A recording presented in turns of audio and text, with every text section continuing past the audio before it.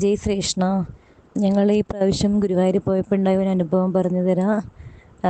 നമ്മൾ തലേ ദിവസം ശനിയാഴ്ച പോയിട്ടുണ്ട്, ഞായറാഴ്ച വൈകുന്നേരം അവിടെ എത്തി. ഞങ്ങൾ 3 മണിക്കൂർ ക്യൂ നിന്നിട്ട് ദർശനം കിട്ടി. പിറ്റേന്ന് പുലർച്ചയ്ക്ക് ഞങ്ങൾ വാഗച്ചാർത്ത കാണാമെന്ന് നോക്കുമ്പം നല്ല തിരക്കിയിരുന്നു. 3 മണിയാകുമ്പോൾ അവിടെ എത്തി. 3 മണിക്ക് നിന്നിട്ട് 6-6:15 അതിന് ദർശനം കിട്ടുമ്പം. അത് കഴിഞ്ഞ് ഞങ്ങൾ അവിടുന്ന് ഭക്ഷണം കഴിച്ച് ഉച്ചയ്ക്ക് അവിടുന്ന് ഭക്ഷണം കഴിച്ച് 11:00-11:30 ആകുമ്പം ഭക്ഷണം കഴിച്ചിട്ടുണ്ട്, ചോറ്. അത് കഴിഞ്ഞ് ഞങ്ങൾ പാൽപ്പായസം വാങ്ങാൻ വേണ്ടിയിട്ട് പുറകിൽ പടിഞ്ഞാറേ നടയിൽ കയറി. അങ്ങനെ പാൽപ്പായസമൊക്കെ വാങ്ങിച്ച് കഴിഞ്ഞ് പിന്നെ ഞങ്ങൾക്ക് വെറുതെ ഒന്നുകൂടെ തൊഴാൻ ഒരു ആഗ്രഹം. ഉച്ചാലങ്കാരം ഉണ്ടല്ലോ, അത് ഫേസ്ബുക്കിലും വാട്സപ്പിലൊക്കെ കേട്ടിട്ടുണ്ടായിരുന്നു. അപ്പോൾ അത് കാണാൻ എനിക്കും ഹസ്ബൻഡിനും ഭയങ്കരമായിട്ട് ആഗ്രഹം തോന്നി.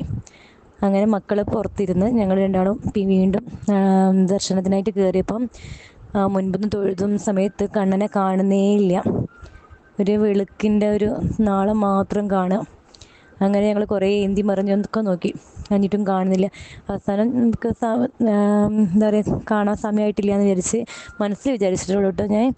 അങ്ങനെ പുറകിലേക്ക് വെറുതെ നോക്കിയപ്പോൾ ക്യൂ കണ്ടപ്പോൾ ഞാൻ വിചാരിച്ചു 2 ദിവസം ദർശനം കിട്ടിയിട്ടുണ്ടല്ലോ, ഇപ്പോൾ കാണാത്തവരൊക്കെ കണ്ടു, പിന്നെ ഉച്ചാലങ്കാരം പിന്നെ കാണാമെന്ന് വിചാരിച്ച്. അങ്ങനെ ഞങ്ങൾ അയ്യപ്പൻ്റെ കോവിലുണ്ടല്ലോ, അവിടേക്ക് നടക്കുമ്പോഴുണ്ട് ഒരാൾ ഒരു ഷോളൊക്കെ ഇട്ടൊരു പ്രായം കുറച്ചൊരു 10-60 വയസ്സ് തോന്നിക്കുന്ന ഒരാൾ ദർശനത്തിന് പോകണമെന്ന് ചോദിക്കുന്നത്.